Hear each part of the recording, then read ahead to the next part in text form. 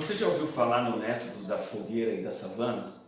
É um método pedagógico, um método de ensino proposto pelo autor Clark Aldrich, falando sobre as sociedades da era pré-escrita e como eles transmitiam e ensinavam a prática da caça, a fogueira e a savana. A teoria acontecia ao redor da fogueira, quando as pessoas, os mais velhos e os mais jovens sentavam e conversavam sobre a caça, como deveria ser feito, quais aparelhos utilizarem, o que deveria ser usado, o que não deveria ser usado, os cuidados que deveria se ter na caça. Mas na savana, durante o dia, é quando eles saíam para a prática. E o aprendizado prático realmente acontecia, a experiência da caça acontecia e era transmitida então de uma geração a outra. O que eu queria conversar com você hoje, na próxima mensagem, é sobre a fogueira e a savana na experiência da reconciliação com Deus. Nós temos a experiência teórica ao redor da fogueira com o apóstolo Paulo. No versículo 20, nós estamos vendo em nossa série Colossenses, o apóstolo Paulo apresenta a reconciliação humana com Deus na teoria. E ele descreve ali Jesus Cristo como esse grande reconciliador cósmico. O texto diz: e por meio dele reconciliasse consigo todas as coisas, tanto as que estão na terra quanto as que estão nos céus, estabelecendo a paz pelo seu sangue derramado na cruz.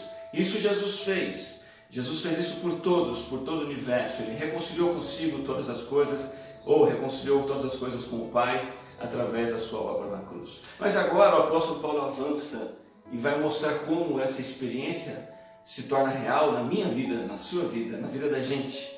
Deixa de ser apenas uma conversa ao redor da fogueira e se torna uma experiência prática. Isso acontece nos versículos 21 a 23, quando Paulo relata assim, falando sobre a experiência dos colossenses com a reconciliação. E diz: antes, vocês estavam separados de Deus e na mente de vocês eram inimigos por causa do mau procedimento de vocês. Mas agora, Ele os reconciliou pelo corpo físico de Cristo mediante a morte, para apresentá-los diante dele santos, inculpáveis e livres de qualquer acusação, desde que continuem alicerçados e firmes na fé, sem se afastarem da esperança do Evangelho que vocês ouviram e que tem sido proclamado a todos os que estão debaixo do céu. Essa é a experiência prática, é como se experimenta na prática a reconciliação com Deus. O que eu queria convidar você que me ouve é que você pudesse avançar para além da fogueira, para além da conversa teórica e experimentar na prática a reconciliação com Deus.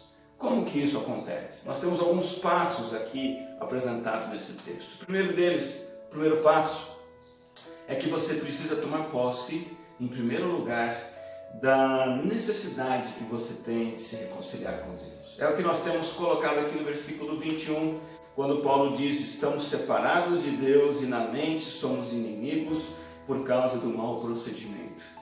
O apóstolo Paulo nos convida a olhar a situação que estamos diante de Deus com duas palavras que não são muito agradáveis. Ele diz separados e inimigos. São palavras duras, ideias duras, mas o que significa? Que ninguém se reconcilia com Deus sem que antes tenha admitido sua terrível condição de alienação espiritual, sem antes sentir o gosto amargo de estar separado de Deus, estar em hostilidade contra Deus. A palavra separado aqui significa estranho, eliminado, alguém que foi distanciado, foi cortado mesmo, completamente afastado. E esse é o estado de todas as pessoas para com Deus.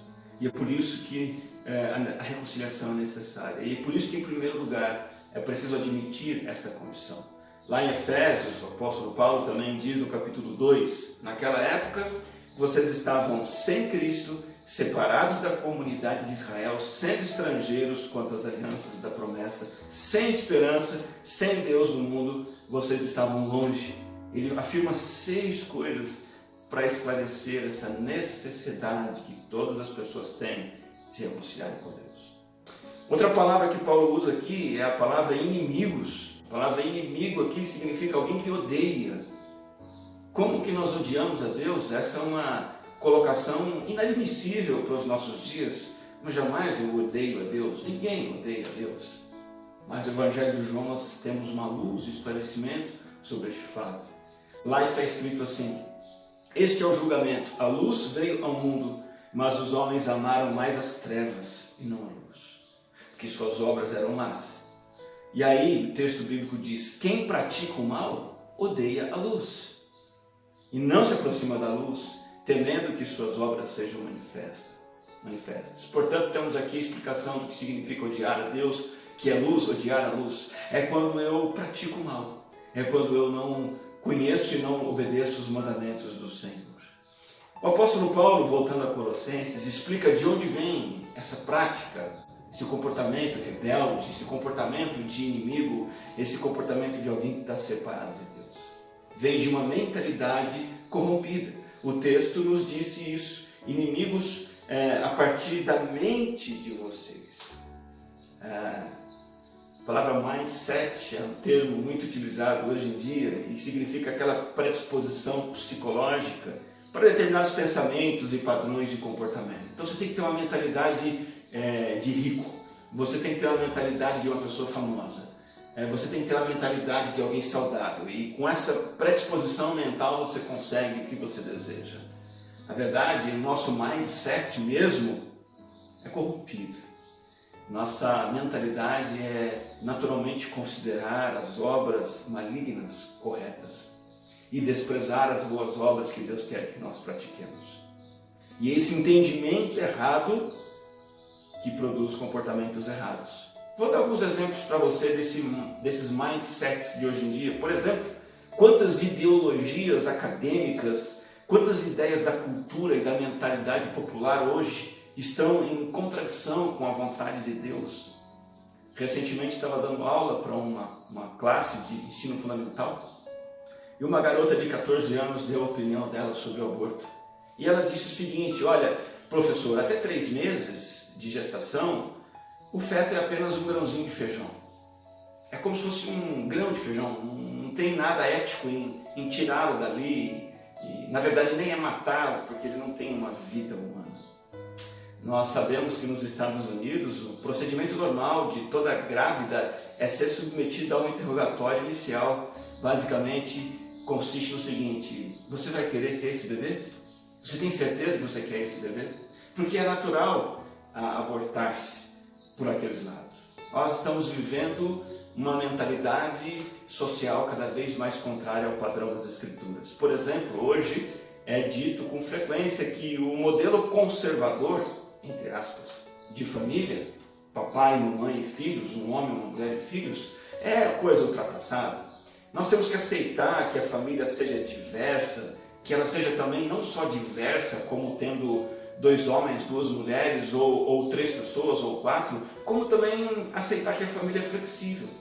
O casamento pode começar hoje, mas pode terminar amanhã e depois iniciar outro, e isso é natural. Nós temos uma mentalidade em relação às crianças também, que é papel não mais de papai e mamãe educá-los, ensiná-los, mas é papel da escola, é papel de uma instituição escolar ou de uma creche. A mentalidade de que jamais você deve corrigir o seu filho com a vara. Você tem que conversar com ele, você tem que dar liberdade a ele, deixá-lo fazer o que ele quiser em todo tempo, em todo lugar, apenas tentando ajustar o comportamento. São mentalidades contrárias às mentalidades de Deus. Mentalidade sexual totalmente corrompida também. A título de exemplo, fulano, não vou dizer o nome aqui, teve sua vida arruinada pela pornografia. Ele mergulhou nessas práticas, nesse vício, ao ponto de um dia sua esposa e sua filha terem ido fazer uma pesquisa no computador de casa e elas se depararam com figuras, imagens obscenas que o pai estava consumindo. E aquele momento foi um trauma tanto para a garotinha quanto para a mãe, e a mãe não hesitou em terminar o casamento com medo do que pudesse vir a acontecer com a família, com aquele homem dentro de casa consumindo aquelas coisas. Ele reconheceu que precisava de Jesus Cristo, se arrependeu e abandonou sua prática, mas infelizmente perdeu a sua família. Toda essa mentalidade, e os exemplos seriam inúmeros outros e diversos. Nós temos no mundo uma mentalidade contrária a Deus, de inimizade contra Deus. Isso leva a esse mau procedimento que Paulo fala aqui, que é agir numa órbita de obras más que resultam dessa atitude mental hostil. uma atitude de alguém que está subordinado a Satanás mesmo, ao domínio das trevas, mobilizado, formatado, induzido à rebelião contra Deus. Só que esse distanciamento não é só do ser humano para com Deus, ele é bilateral. Deus também se distancia.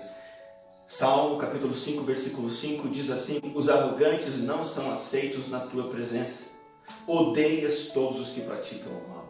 A partir do momento que o ser humano se afasta de Deus, odiando aos seus mandamentos, Deus também se afasta do ser humano, porque ele não tolera o mal.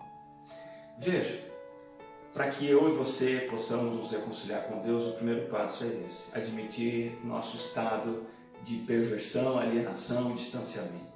Eu uso como exemplo disso a cura de um tumor. O primeiro passo para você ser curado de um tumor é que você admitir que você tem esse tumor, aceitar essa condição. Eu conheci a história de um homem muito querido, um pai de família amoroso, marido querido, que em poucos meses perdeu sua vida porque não encarou a enfermidade que ele tinha, não levou a sério dores que ele estava sentindo nas costas, não se preocupou em buscar o tratamento, e quando foi levado às pressas para o hospital, foi constatado um tumor que já tinha se espalhado pelo seu corpo. Eu preciso admitir esse estado de alienação de Deus. Você já teve essa dolorosa experiência necessária da certeza de que é alguém separado e inimigo de Deus e perdido? É impossível ser um cristão verdadeiro sem ter tido essa certeza.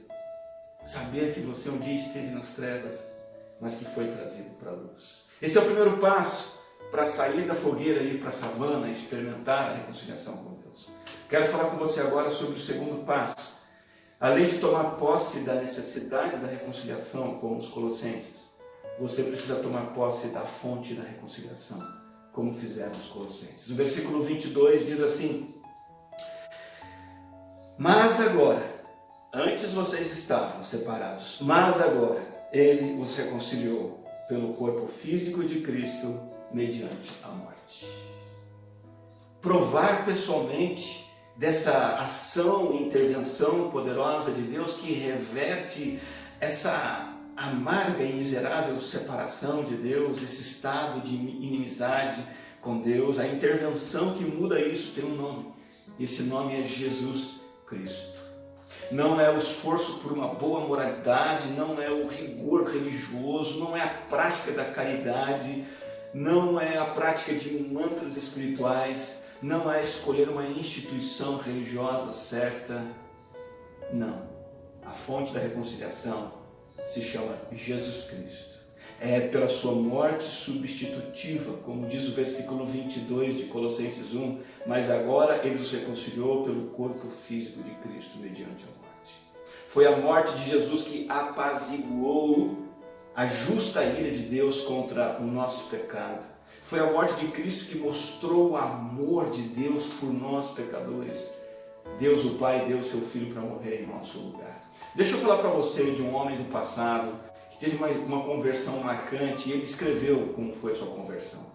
Ele é do século 17 e ele escreveu isso na sua autobiografia. Graça é o título, Graça Abundante é o principal dos pecadores. O nome dele é John Bunyan e ele lutou intensamente com o seu estado de vida pecaminoso. Permita-me ler para você algumas coisas que ele escreve sobre o estado dele de vida pecaminoso. Ele diz assim: quanto à minha vida de incrédulo, sem Deus no mundo, eu vivia realmente segundo o curso deste mundo e sujeito às influências do Espírito que agora atua nos filhos da desobediência. E ele diz assim na sua biografia: sendo totalmente injusto, eu estava feliz por ser cativo do diabo para cumprir a sua vontade.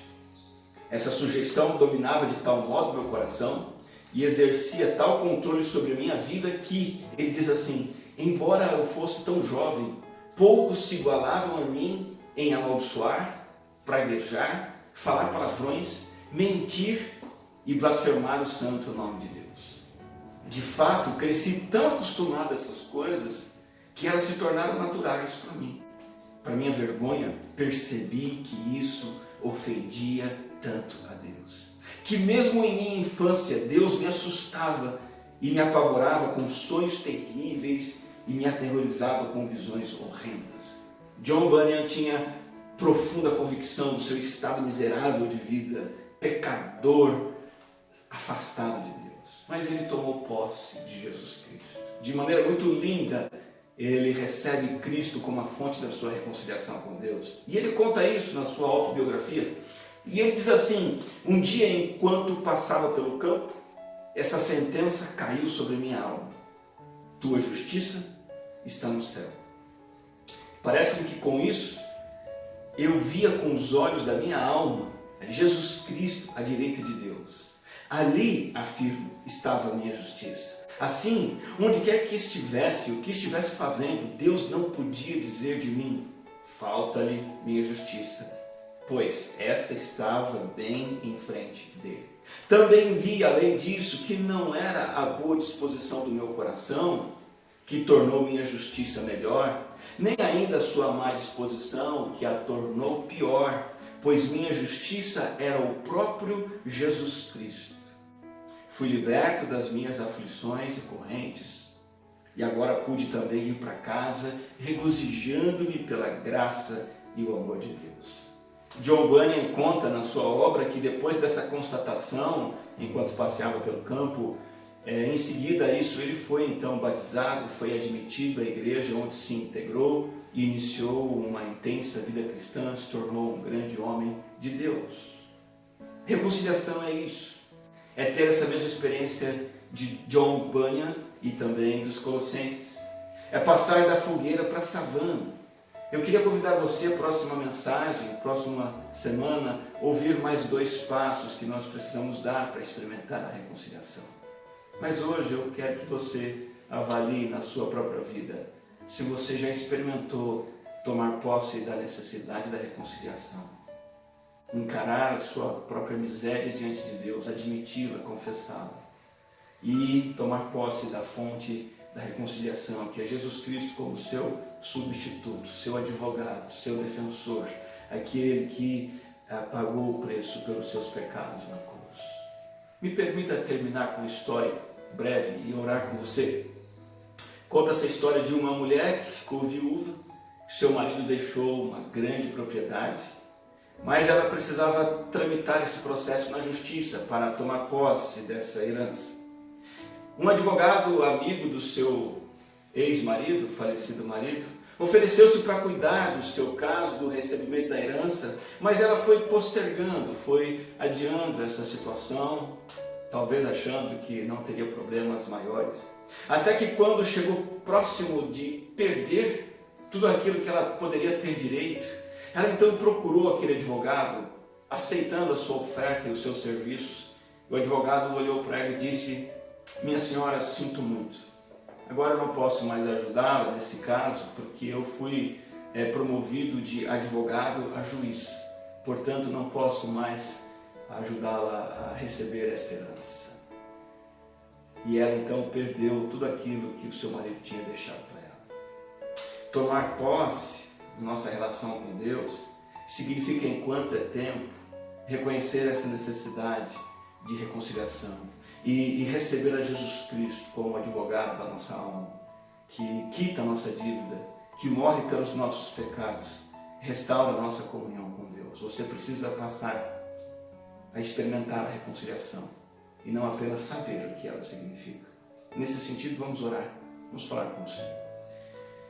Te dou graças, ó Deus, pelo ensino da Tua Palavra, que vem de encontro ao nosso coração e à nossa vida. Leva-nos a provar, leva a cada pessoa que está ouvindo essa palavra a provar, a experimentar de maneira pessoal a reconciliação com Deus, admitindo a sua necessidade espiritual e recebendo a fonte da reconciliação, que é Jesus Cristo como Salvador. Nós te damos graças e oramos no nome de Jesus. Amém.